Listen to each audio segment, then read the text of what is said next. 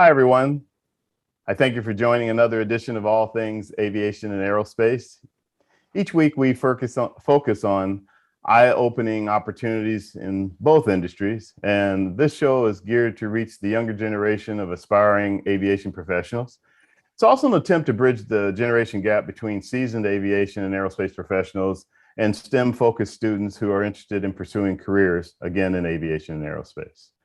This show is going to be a little different. Usually I have a couple of young people on and we talk about career paths and opportunities and different aspects of the industry. But one of the things, and it's almost become a little bit of a pet peeve of mine, and that's about talking about scholarships, because there's a bunch of them out there. I have 5 guests on today that are going to talk about a whole litany of scholarship programs. And we do have some challenges with the scholarships not being taken advantage of or not being pursued. So I'm hoping that this, and I'll probably be doing a follow-up show, because I did get a couple emails saying, okay, well, yeah, they have scholarships, but did you know? And I got a whole list of other people and associations and museums of flight and all of that also have scholarship programs. I was like, well, I can't squeeze all of them in one hour, but I will come back and do another show about that. But scholarships, it's a big deal because there's a lot of opportunity with them. I call it free money because it's you get a scholarship and it pays the bills for you, or partially, depending on what it is that you're using for. And there's 2 levels of them. It's either for advancing your education, or if you're already at a certain point, it's for getting an advanced degree or getting doing professional development and getting something taking you further along in the area that you're specializing in and things like that.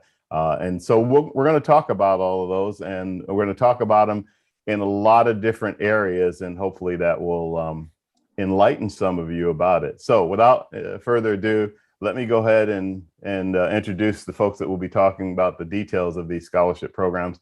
I'll start with Andrew Ross. Andrew is a United Airlines pilot. He is also a member of the Airlines Pilot Association, ALPA, and he sits on the education committee. So he's fully qualified to talk about all the things that ALPA is doing in terms of scholarships. Andrew, welcome to All Things Aviation and Aerospace. Thank you, Vince, and thank you for having ALPA join you today. Very briefly, just about me, as Vince said, I am a Boeing 757-767 pilot for United Airlines. And prior to United, I was working for a regional airline called Envoy Air. And since about 2013, I've been part of the education committee, where we have been tasked by the ALPA board of directors with outreach, with ensuring that ALPA as a union isn't an unknown figure in a pilot's mind or even the management's mind by the time they actually leave college and go into the professional field.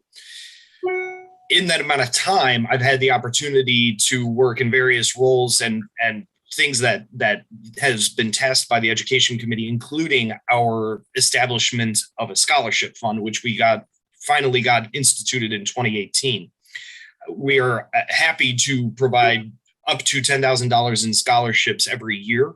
And we've done that for the last 3 years now. I believe we've just closed up this last one and are going to be disseminating money to the winners. So I'm just going to introduce that as how we do that. We do many other scholarship funding aspects. We have another scholarship that's also available to those that have been to pilots, sons and daughters who have the pilot has medicaled out, is what we call it, or has been forced into retirement because they lost their medical or the ability to pass their medical, or a deceased pilot, or somebody that's on long-term disability. So that's another sector of our scholarship. And then recently, ALPA donated it was a total of $200,000, $50,000 to each of the foundations that honor and respect the 4 United pilots that perished on 9/11. And that's obviously very appropriate right in this moment as we come up on our 20th anniversary for that. So that's just a little bit about what our scholarship outreach on behalf of ALPA is doing today and what we do. And I'd be happy to answer any specific questions or anything like that. But that's about the introduction, all the introduction I have for you, Vince. Okay, thank you very much, Andrew. Again, it's great to have you with us. We also have Taz Thomas. Taz is the manager of AOPA's You Can Fly Scholarship, the AOPA Foundation. You Can Fly Scholarship Program. Say all that real fast. Taz, welcome to the show. Thank you for having me. Good morning. Good morning. And continuing on, we have Margaret Brill. Margaret is the Major Gift and Donor Stewardship Officer for the EAA Aviation Foundation. EAA, of course, is Experimental Aircraft Association. Margaret, welcome. Thank you for having me. It's great to have you. And we have Gregory Brown. Greg is the Director of Education and Training Services for HAI, better known as the Helicopter Association International. Greg, welcome to the show. Vince, thanks for having me. We really appreciate it. Oh, it's great to have you. Also fun to have somebody from the helicopter side of things. Absolutely. Shake it up a little bit. And last but not least, I'd like to welcome Allison McKay. Allison is the CEO of Women in Aviation International, better known as WAI. Allison, thank you for being with us today. Thank you. I'm really happy to be here. So it's great to have you guys, and looking forward to talking about all of the scholarship opportunities that are out there. I'll go with you, Allison, since I have you up in this. Maybe you could tell us a little bit, give us a quick overview of everything that WAI is doing in the scholarship realm. Yeah, this is really good timing for us because currently our scholarship application cycle is open, and we are accepting applications for our 100 available scholarships through October the 12th. So you have plenty of time to go on our website and check out all of the scholarships that we have available. They are really vast, and they represent all of the industry segments that we have, whether you're a pilot, aspiring pilot, a maintenance technician, air traffic control, whatever your interest is in this industry. I am sure that we are going to have a scholarship that that kind of suits your needs, whether you're trying to enter the industry or you're trying to further your career goals. As Vince stated earlier, we have so many that are available. Right now, it's at about $485,000 worth of scholarships that we have open, and that's really the kind of the cornerstone of our organization, is to provide opportunity to those that want to get in and want to stay in the industry. And a lot of times, financial needs are there because it is expensive to navigate this industry in certain careers for the most part. So we really love to be able to give this money away. And I think, as you stated earlier, sometimes there aren't that many applicants. So, I encourage everybody who is thinking about applying to just give it a shot. You really have nothing to lose by taking the time to fill out the application, to say, write an essay, because you could be the person. I think sometimes people discount themselves as, I'm not worthy enough to get that scholarship, but that is definitely not the case. Sure. I'm going to come back to you about that and a couple other things, but let me go to Greg at Helicopter Association International. Greg, tell us a little bit about your program. And we have got quite a few programs. We have the Bill Sanderson scholarships that awards scholarships to some of the OEMs, with folks get a full ride to their specific maintenance schools. We also provide them a stipend to help them with their travel, hotel, and what they need when they attend those schools.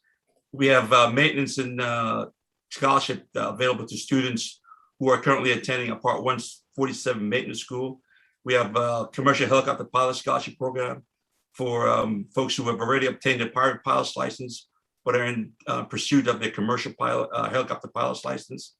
And then we have Michelle North scholarship that provides folks who are interested in safety to one of our safety management courses at Heli Expo, where we provide professional education classes.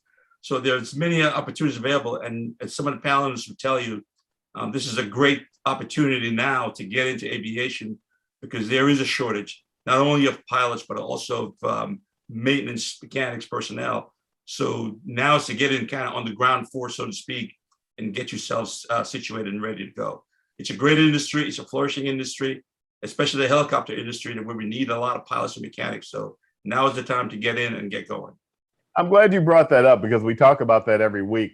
There are a plethora of opportunities to be a pilot, to be a mechanic, to be an avionics tech, et cetera, et cetera, et cetera. Some of the areas that Allison touched on in terms of air traffic control, flight operations, it's wide open right now, and it's in demand, and it's growing, and it's going to stay that way. Yes, there was a little bit of a lull last year from the pandemic, but that didn't last long. And now everybody is looking for everybody in all of the different positions. So I'm glad that you brought that up. And I believe that all of you can speak to that. Taz, how about telling us about the AOPA Foundation Scholarship Program? Sure. So our scholarship for the 22 cycle will open November 1st. We offer a few scholarships. Some of our main scholarships include the Ray Foundation scholarships, which offers opportunity to learn how to fly and get in the air. To qualify, you have to be 15 to 18 years old.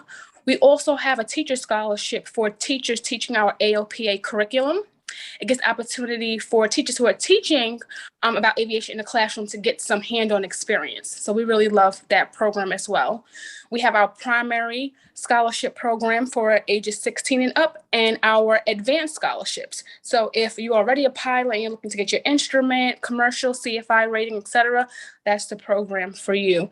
Our applications will be open from November 1st to February 11th. It's a pretty straightforward application process. What happens is we'll ask you a few questions, and then we'll do our work on the back end to see what scholarships you may qualify for. And we don't ask a lot of information. We just ask for 2 letters of recommendations. We want to know a little bit about yourself. Specifically, we're looking to see passion. We want to see that you are interested or you have experience and you love being in the air. That's one of the main things that we That look you for. have been bitten by the aviation bug. Right. Because we get a lot of questions. Do I already have to fly or know how to fly in order to get this scholarship? And that's not the case. What we want to do is we want to bridge the gap. We want to get people who are interested and who are already in the air, and keep people in the air who have maybe taken a break from aviation. Sure. So last year, we awarded about $1.1 million in scholarships to about 124 recipients. And we expect for the 22 cycle to be about the same. Okay. I'm already getting questions, but before I do that, I want to go to Margaret. Margaret, let you tell us a little bit about EAA's program. Sure. So at EAA, our mission is to grow the spirit of aviation. And so we do that by getting aviation in front of as many people as possible, right?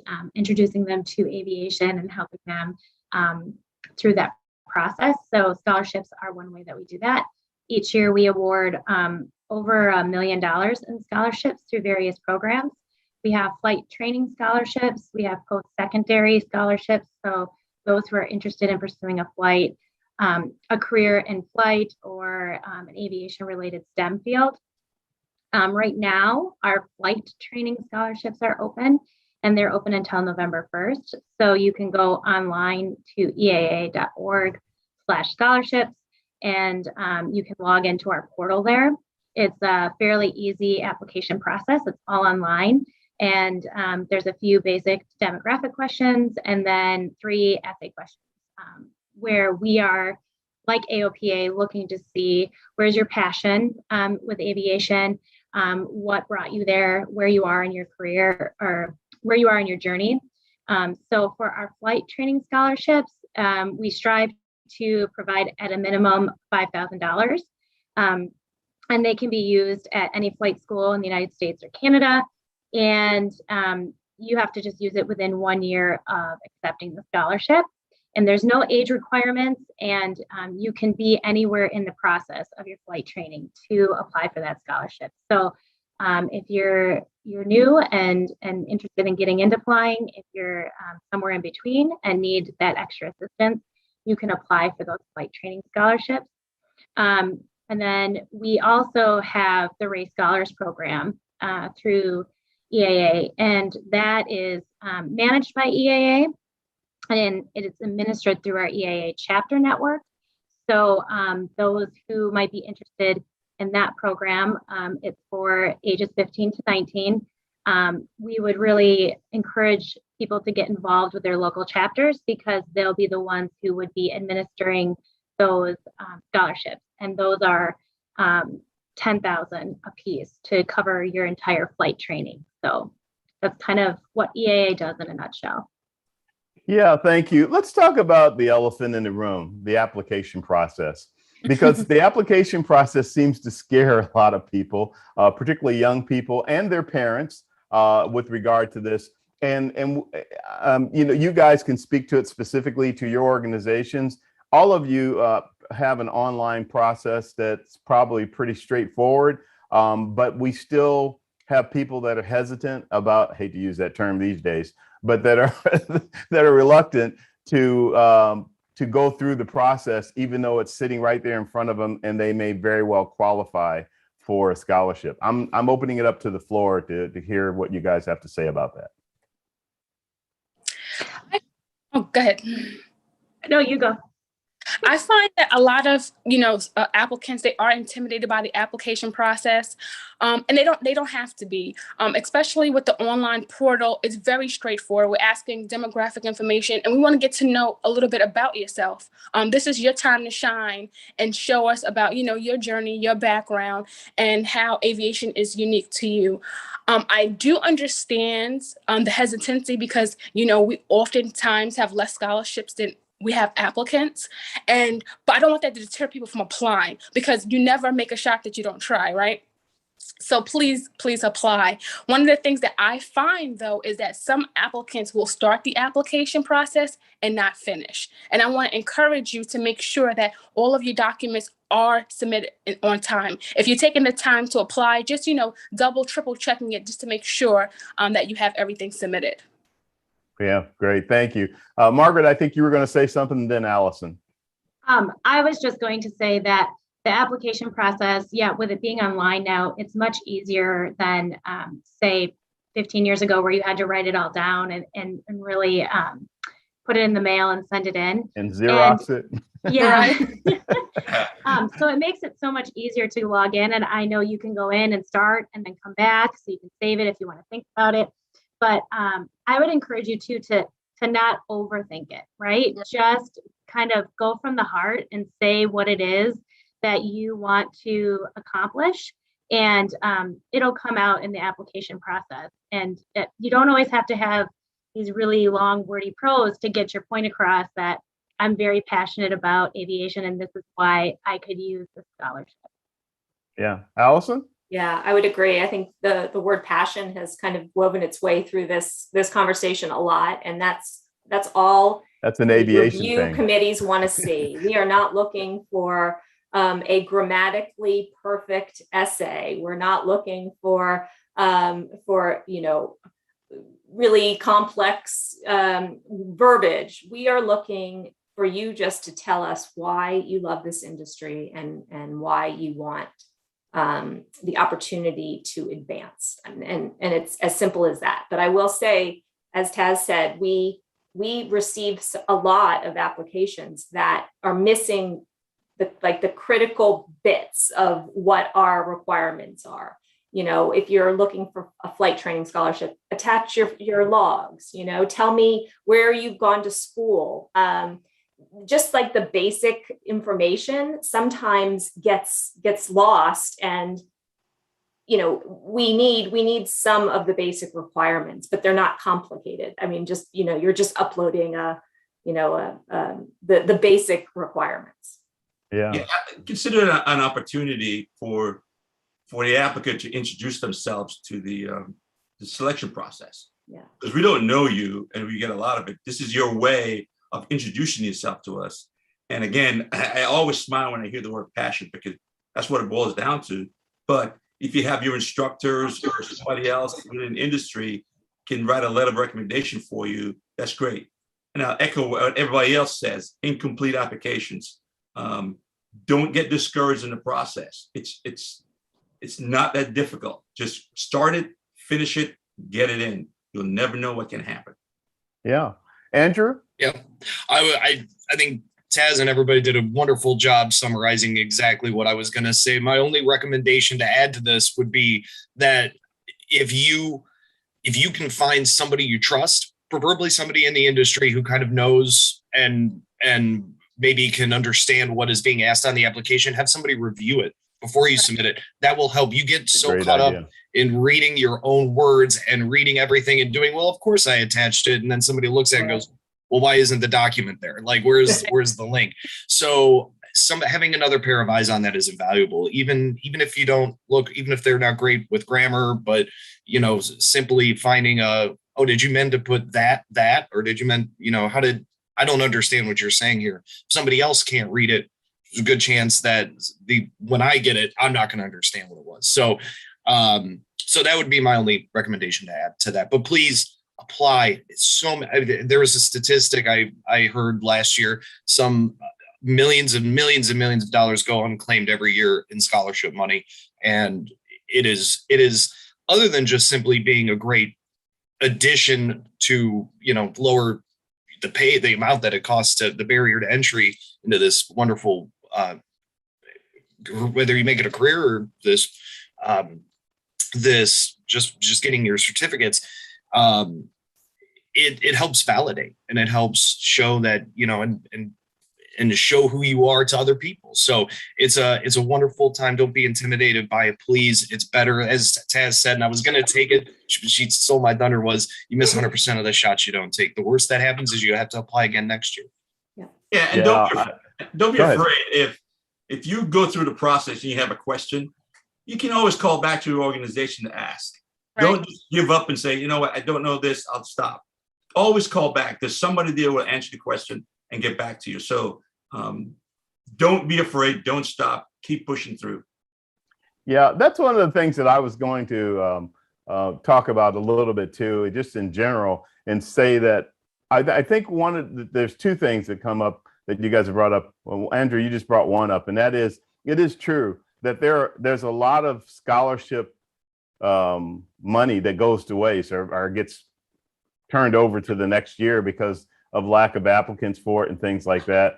And then I've talked to a number of organizations and companies that feel very challenged with it, that they're putting the money on the table and saying, hey, we will pay for this aspect of your education or this aspect of your training, and they're not getting takers. And that's why I wanted to really hear what you guys had to say about the challenges with that. While we're on the application process, some of you have given a couple of tips. Do any of you have any other tips that you would give to our viewers that are thinking about applying for one of your scholarships? I would just say, just read the requirements and take a hard look at it. And again, it goes back to, if you don't understand, just ask someone or call back to the organization. They'll be more than happy to walk you through it. Because some of the things that we found where someone sent an application in and they did not understand what the requirements were for the application. And so we had to send it back to them. So please, if you don't understand, just call back to the organization and ask someone to get the answers that you need. Okay. If you're feeling intimidated by the fact that maybe you haven't had as much aviation experience as you feel everyone else has had, I would suggest that when filling out your application too, think of maybe things outside of the aviation world that you could use as examples to show your perseverance, to show your dedication and your passion that can translate. Because if you're new to it, it might seem intimidating and say, well, I want to get the money anyhow because I'm just starting out. Try and take something else in your life and demonstrate that. So, because flight training can be stressful and it can be challenging, but you can have those skills within you. It's all right. We lost you, Margaret. No, there you go. You're back. No Did problem. Did you get all that? Okay. I think, except for maybe the last two words. Okay. Anyhow, so let's do a little deeper dive. And by the way, I do have somebody waiting in the wings with a question about grants, and I want to deal with that a little bit later because I want to stay on where we are with scholarships. I'd like to do a little deeper dive into some of the specific scholarships that each of you guys offer that you really want to take this advantage to to talk about and trumpet. I'll start with you, Allison, and WAI. Yeah. So, so we offer a lot of different types of scholarships. So depending on what your career goals and path are, there's definitely going to be something that applies to you. So we have an easy on our website, wai.org/scholarships. We have a drop down. So you can filter the 100 scholarships by career segment: flight training, maintenance, air traffic control, dispatch. There's a whole host of categories that'll allow you to filter it very easily and then come up with the short list of what really applies to you. From there, each of those scholarships will have some different requirements or a different a mechanism for application. So it's just really important that once you find a scholarship that you think fits, you click on that and it'll give you a play-by-play of exactly what you need to do. We offer the opportunity for you to apply for 3 scholarships each cycle. So it's not limited to just one. You can apply for 3. You could potentially get all 3. So it's really worth just filtering through that system and finding the short list that you're really interested in, and then reading closely what the requirements are. Got you. Andrew, you guys have partnerships with a number of universities and colleges that are part of your scholarship program. Can you tell us a little bit more about that? Yeah, so we have 13 official partnerships with the universities. Again, that doesn't limit us. We do go to other universities, but we have a formal memorandum of understanding with 13 of them. And of these 13 universities, we have a university liaison. For instance, I'm the university liaison for Southern Illinois University in Carbondale. We then submit those applications. Yeah, very good. We can then submit those applications for or we send out the application and let our respective universities know that they're available that students can apply through that portal. And that is where we go through it. Depending on the funding that we get us allocated to us, we either chop that up into many different funds. We can either say, like a $5,000 one, or then 2 $2,500 ones, or we give it all 10,000. It's kind of a hit or miss depending on, but we publish all that prior into the application window. So that's specifically how it works. We look for a lot of specific involvement. We don't limit it to going into the airlines. We just want to see what your involvement is and what you're doing to set yourself apart as you go through your education and what you do to give back to those around you. So that's specifically how we work. Got you. Margaret, how about you? You want to tell us a little bit more about your programs there at EAA, more specifically? Sure. So our flight training scholarships and our post-secondary scholarships are done online. So you put in the application, and then we take all of those applications and we review them against the criteria for the individual awards that are being offered in that cycle. And then we match them up to the greatest potential. So it's not necessarily that you're applying for a specific scholarship. It's you're applying for all of our scholarships, and then we kind of on the back end match you up with the best scholarship, because there's different criteria from our donors when they bring them in. And so it's easier for us to be able to kind of match people up along the way. Can you give a couple of examples? Yeah, so right now we do have a flight scholarship that's new that we just opened up that I'm excited about. It's an ADA scholarship. So for someone who may have a disability and is interested in getting into flight, that one is a new one that is available for the flight training. There's also, sorry, I just lost it. I want to pull it up here. We also have some that are specific to girls that are interested in aviation. We have our Air Academy Alumni Scholarship that's available. So there's a CFI scholarship. So if you're interested in going and getting your CFI certification, so they kind of run the gamut of opportunities for people. So we encourage you to apply, and we have 2 cycles throughout the year too for flight training scholarships. So if you do the first cycle and you aren't awarded a scholarship, you can always apply in that next scholarship cycle as well.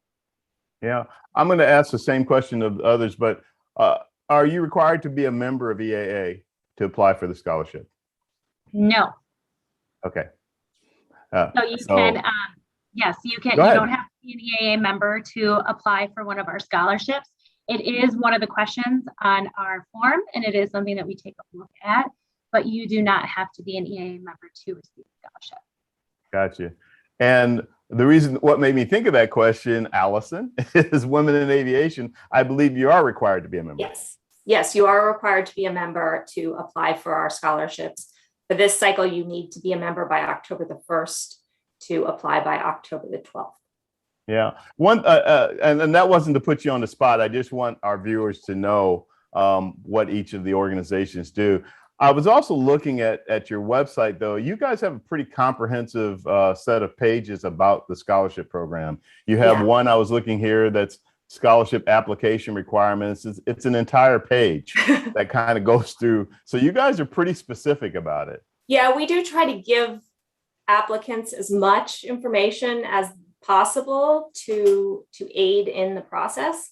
But as Greg mentioned, we also have a scholarship coordinator that is available via email with questions or phone call. And at this time of the year, she is fielding a lot of questions that our applicants have. And so we really do try to provide as many resources as possible to take the scare out of the process. Right. But if you want to talk to somebody, we do have someone available. Yeah, and then you have the frequently asked questions page, which the first question on there I think is great, because years ago, many years ago, when I first went to my first Women in Aviation conference, and I was surprised at the number of guys that were attending. And so I said, oh, well, yeah, I was doing it because it was part of my responsibility working in the field. But I thought, wow, there's a lot of guys here at WAI. And I see the first question is, so I'm a guy. Can I apply for these scholarships? Yeah. So 20% of our members are men. We really encourage diverse membership. We need allies in this industry just as much as we need the women in the industry. And so we do not discriminate based on gender. Yeah, and that was kind of set by your founder. So yeah, she set the tone for that. Greg, how about you? Can you tell us a little bit more specifics about some of your scholarships that are available there? You brought them up earlier, but wanted you to dive into it a little bit more. Sure. Our maintenance certificate scholarship is the applicant has to be enrolled in a Part 147 school and on their way to achieving the AMP license. You don't have to be a member, because part of winning or being awarded a scholarship, you do get a 1-year membership to HAI. As a HAI member, you do get a 1-year subscription to our Rotor magazine, and then you get complimentary access to Heli Expo and the show floor. So if you get the scholarship. If you get the scholarship. Gotcha. So that's great. And the commercial helicopter pilot is also the same thing. For the maintenance scholarship, the awardee receive $2,500, and we have 2 of those scholarships this year. But a commercial pilot scholarship, you have to be on your way towards a commercial pilot certificate, enrolled in a Part 141 school. And again, the same things apply. You get the 1-year membership to HAI. You get complimentary admission to Heli Expo and show floor. And the recipients will receive $5,000 for their scholarship. And again, we're giving 2 of those out this year. The Bill Sanderson scholarship is a little bit different on you have to have your AMP license already to be eligible for this scholarship. And we do have some of the OEMs that have graciously put up attendance to their specific schools for the members. So we've got Airbus, we've got MD, we've got Pratt & Whitney, we've got Rolls-Royce, we've got Safran and Leonardo that have offered school seats for the recipients. We give 6 of those, and they're ranked from 1 to 5. And so the first place recipient will receive $1,600 stipend that will help them in to transport themselves there, get hotel, because all we provide is the admission to the school. And so they get that much money. And then to the sixth place recipient gets $500. So that's a great added benefit for them. And again, same things apply with the membership to HAI, Rotor Magazine, and a pass to the Heli Expo on the show floor. And the last one is the Michelle North Scholarship. It deals with a little bit more of the safety aspect of aviation. And Michelle North, we give one of those scholarships away, and the person would attend one of our SMS courses that the PEC class of professional education courses at Heli Expo. It's being held a few days before Heli Expo. And again, same thing, they get one recipient will receive that award, and they get membership to HAI, admission to the show floor. So there's lots of good benefit. And part of it is getting a membership to HAI, and that'll let you in the door so you can see the many other things that HAI does within the industry and get you excited about being part of the great helicopter industry. So, one of the things that the helicopter industry, like the rest of aviation and aerospace, is a very vibrant industry that's growing and doing very well. But you mentioned that you've had the challenge of getting people to take advantage of the scholarship opportunities. Can you tell us a little bit more about your perspective on that? You've been in the industry. As a matter of fact, tell us a little bit about your background. My background a little bit, I was fortunate enough to be given the opportunity to fly the CH-53 helicopter to the Marine Corps. I enjoyed that very well. I loved helicopters. Initially going in, I did not want to fly helicopters. I wanted to be, as every kid wanted to be, a jet pilot. But I had an opportunity to fly a TH-57. And once I got a chance to fly that, I was hooked, and helicopter was it for me. So that's how I got into the helicopter industry. I think for the people look at helicopters and they think, that's so difficult. That's, so many moving parts. Can I really fly that? And, there's more airplanes around than there are helicopters. But I can tell you, once you can sit down and talk to somebody who's flown a helicopter, you will be changed. Your life will be changed, because every one of us who are in the industry, where we're flying, we're maintaining, or work within the industry, would tell you that it's a challenging aspect working with helicopters, but it's also very rewarding because it's different. We've got a lot of different parts, a lot of different things that we have to look at. And with a pilot, you're moving three different things at the same time, cycling collective on your pedals. And so you fly into different areas, doing the Gulf tour, flying out to the Gulf to the oil rigs. You can do that. Medevac, we're saving lives. You look at what's going on in out west, unfortunately, with the fires, but there are helicopters associated with that. Sometimes when you have your nice Christmas tree in your home during the holidays, there's a helicopter that was able to get that to your house. So helicopter is a vibrant industry. We do a lot, but like everybody else, with the shortages that we're seeing with pilots and maintenance technicians, we're not immune from that. And so I encourage you to take a look at it. But the helicopter industry really wants folks in there, and we're pushing hard to get people to join the industry. Yeah, and just to piggyback on that from any of the rest of you, in terms of getting more applicants for these scholarship opportunities, anybody else have a off the top of their head thought about it?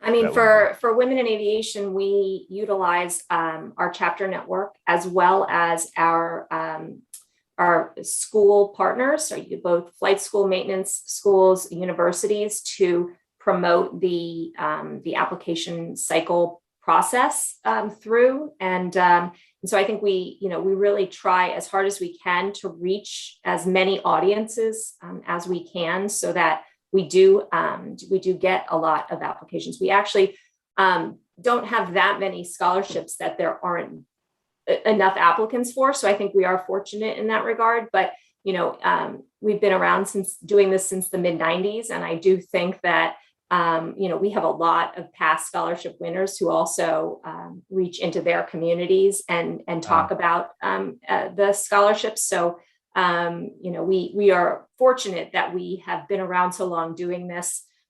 So we do have a great network. Yeah, Taz, that's the same for the AOPA Foundation, right? Yes. So we do receive quite a few applicants each cycle, and we do have people who apply more than once. So it's great that, if don't be discouraged if you don't receive a scholarship once. You can always apply again. And we also have several recipients who received a scholarship one year and then applied again and received it again for their advanced rating. But we do get quite a few applicants each year. So it does, I do point out to applicants, that's where it's your opportunity to shine and stand out for these scholarship opportunities. Yeah. Can you tell us a little bit more detail about some of the scholarships like the others have, just to give the viewers an idea of what these scholarships actually entail? Sure. So we have about 20 plus donors, and it does vary, each year, and they make up our scholarship program. Our scholarship ranges from $3,000 to $10,000 for a scholarship. And similarly to EAA, we have a general application that applicants complete, and we do the matching on the back end. So we kind of make it a little bit easier for the applicants where they don't have to necessarily go say, oh, what do I apply for? Because I do get that question a lot. What do I qualify for? What do I qualify for? And, I always say, I don't know until you complete the general application, because I don't know anything about you until that application is completed. So based on the questions that we ask on the application, we can then do matching on the back end to see what scholarship opportunities an applicant may qualify to receive. Yeah. What's a high school flight training scholarship? I'm just looking at your 4 categories here. So high school students can apply if they want to receive their sport, private, or recreational license. Okay. Yeah. And then for the teacher, is it the same thing? Yes, it is. Gotcha. And then primary is just more advanced training and and then you have the advanced rating. So for the primary, it's also for PPL, sport, private, or recreational as well. The difference is between the high school and teacher is that it's under the Ray Foundation donor. And for the high school, they do have to be an AOPA member. And for teachers, they have to be teaching the AOPA curriculum. So Okay. if you are 16 or up and are not teaching, or not qualifying for the high school program, you would qualify for the primary. And then the advanced is for, your advanced rating, CFI, instrument, commercial. Gotcha. Okay. So that's good. That gives us a little better idea. Andrew, you had told us pretty comprehensively at the beginning of the show about yours, but are there anything you can tell us into a little bit more detail about ALPA scholarships? The only real part of the scholarship that I think I would talk about is the fact that, well, no, I think I've covered most of it at this point. I know one of the questions around earlier was, do you need to be a member? This is actually surprisingly something that we get asked quite a bit. Do I need to be an ALPA member? Well, you can't be an ALPA member until you're at an ALPA carrier. So some people, if you're going to these universities that we have an established program at, please consider applying when the window opens. Most of our liaisons do a good job of getting that word out into, at a general boards. A lot of universities coordinate scholarships all together. So if you're at one of our partner universities, go ahead and look out for that window. And when it does open up, make sure that you're applying for it, because you may not even be, you may not specifically use it for flight training. You may just be using it for a general purpose. You might be at the tail end of your training. You already have your instructor certificate or something, and you would like to use it for, if you're getting a 4-year degree or a 2-year degree in something else, you can use it for anything. So it doesn't have to specifically be that. And you also don't have to say you're going to go to the airlines. We don't require that. It's not part of it. Our biggest philosophy behind scholarships was not, we need to feed airlines. We just need to keep interest in this beautiful, wonderful industry that we have, and this lifestyle that we have that's full of passion. We have to do our part to make sure that we lower the cost of entry, so to speak, into this world we live in. So I don't know if that was specifically answering that question. No, it was fine actually. So I wanted to spend the last part of it, and we will. Well, let me do this, because I did have one of the questions from one of our viewers asking about grants, specifically for like a junior or 2-year college. Do any of your organizations do that, or have a grant program for that type of, the start an aviation program in a junior college or 2-year community college, I should say?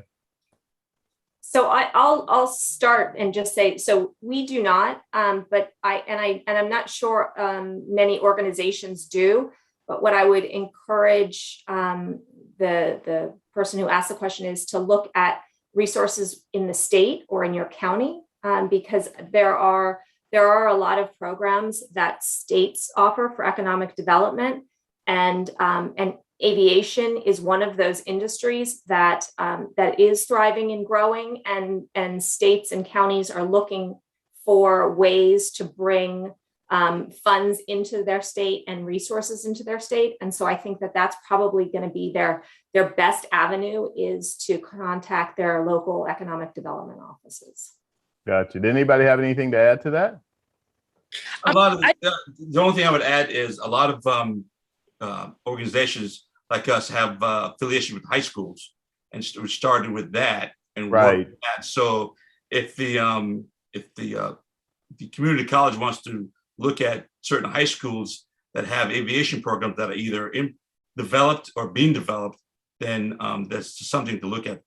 Because we look at one that we were working with, where we started with the Utah Rotor Pathway Program, where we got in high school started basic aviation curriculum dealing with rotor. And then if we want to have somebody else to join up with the community college to offer college credits, then great, because we started with college credits in high school that they can move on to somewhere else.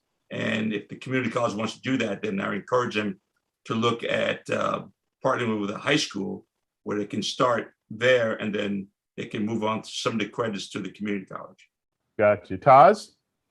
Oh, I just wanted to add, not necessarily with 2-year schools, but just universities in general, that some of our scholarships can be applied. So students can achieve their PPL through university if they choose to. Gotcha. And Taz, can you tell us a little bit about your background? Because you don't come from an aviation background, but you're in the mix now. So I come from higher education. I have been awarding scholarships for the past 8 years and helping students with their financial aid. And I love awarding scholarships. So no, I don't have any aviation background, but I just funding, passion. So yeah. I get the best of both worlds. Yeah, absolutely do. And I'm just giving you a hard time. Margaret, I don't think you have an aviation background either, if I'm correct. I do not. I came from nonprofit and higher ed myself. So I've always been really drawn to how to help out your community and help grow stronger communities. So that's how I ended up at EAA. Are you getting the bug to fly yet? Yes. So having gone through my first air venture in July and being able to see that entire community come together and to feel the energy throughout the week from everyone, it was great. And it makes you want to get in an airplane, right? Yes. And my husband even made the comment, he goes, "You're stopping to look at planes now." And I said, yeah, it's hazard of the trade, I guess. Yep. So I would put the same question to Taz, but she already said, well, I've done my discovery flight and I prefer to be a passenger. It's not really my thing. Absolutely. But I will say, and I think this may be beneficial to students watching, is that, so I'm not a part of the aviation community as far as a pilot, but when I go to these events, like the passion, the lifestyle is such a culture. It's so inspiring. It's like a community. Yes, I get inspired by seeing people be inspired. I love the energy. And so not only do we provide funding, but when you get a scholarship and you're meeting other students on their journey, and then you're meeting people in the airports and you're building a rapport with your instructor, it's a community. It's a huge network that you get to benefit from, in addition to the funding you receive. Yeah. Yeah. And Taz, I'm sure you know too, from your background in higher ed, like, scholarships can be transformative, right? Like they can really change someone's life and put them on a different path. Absolutely. And aviation, looking into it and what it takes to go to flight school and to get your pilot's license, it's not cheap. It's not necessarily the easiest either. So being able to take one of those barriers away by giving away a scholarship, so that way you can focus and get that taken care of. I think that's a huge opportunity for anyone out there looking to. Yeah. You guys have all brought up the word passion, and you've all been touching on the opportunities, the possibilities in the industry. As we start to wrap the show up, I'd like for each of you to kind of give your perspective from your experience in terms of including what you're doing now and these scholarship programs in terms of the future of the industry and what you see going forward is going to be happening that the young audience can appreciate and be inspired by. Well, I'll start. I'll definitely see more women in the air moving forward. There's going to be a lot of people in the air who look different than we, initially thought of, and that's very, very exciting. We're having a lot of women apply more, and that makes me very happy. Okay, Greg. The vertical lift industry is changing, and sometimes if you're not have the bug to fly, they are unmanned vehicles and unmanned aircraft that'll be available for that need people to manage them, work on them, and do other things to them. So the industry is becoming more diverse, not from a people standpoint, but from an equipment standpoint. So find your niche in what you want to do, because it's out there, and go for it, and use and utilize the scholarships and the information and the mentors that are out there who are ready, willing, and able to help you reach your dreams. Well said, Greg. Andrew? That was, actually, I love everything he just said. Additionally, I'll put in that looking forward, actually exactly what Taz said, and that's what this is not a ALPA specific thing now, it's more of a United specific thing. We set up our Aviate Academy, and we had a big announcement at the Air Venture as well, when United realizes that that's a need, as Taz identified. We need to diversify our pilot pool. We need to move forward by finding everybody that qualifies and bringing them in and removing that barrier, which I believe we partnered with Chase on to help lower that cost of entry, because that is huge, and that's where I think it was Margaret said it, like, it can be transformative. It can literally be the difference between going, I'm going to be a pilot in the future, or going, well, I guess I'll go into finance or something. It's literally that moment where you're going to have either a career or you're going to have a job. And so I think everybody, one of us on this panel has experience seen that effect, and it's life-changing even to watch it. And I want to throw in a plug one real fast to Kurt, who asked that question about grants. Kurt, exactly what Allison said, talk to your economic developer. Also visit grants.gov, and I'm going to type that into your question. Grants.gov helps, because they're just like scholarships, millions and millions of dollars in grants that go unclaimed every year, and STEM is huge, which aviation falls under. So go to grants.gov, look up STEM and aviation and as many other combination of words that you can find. And then if it is a private grant organization, consider bringing in somebody with experience writing grants, because grant writing and application is an entire monster in and of itself if it goes into, if it's done through a private group. So that's going to be my quick sum. I'm going to summarize that and type up an answer for you. Yeah, I like what you said. I'm going to add one thing to it, Andrew, and that is there is such a thing as aviation finance. So that can be a career for the non-pilot. And I'm not trying to be funny.